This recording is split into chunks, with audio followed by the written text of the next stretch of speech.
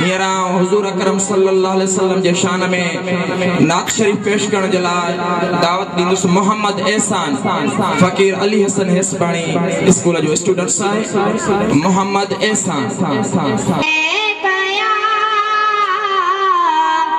या रसूल अल्लाह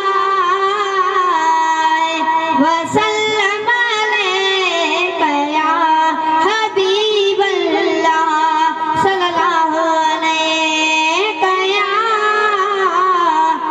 रसूल अल्लाह वसल्लम अलैका या हबीब अल्लाह।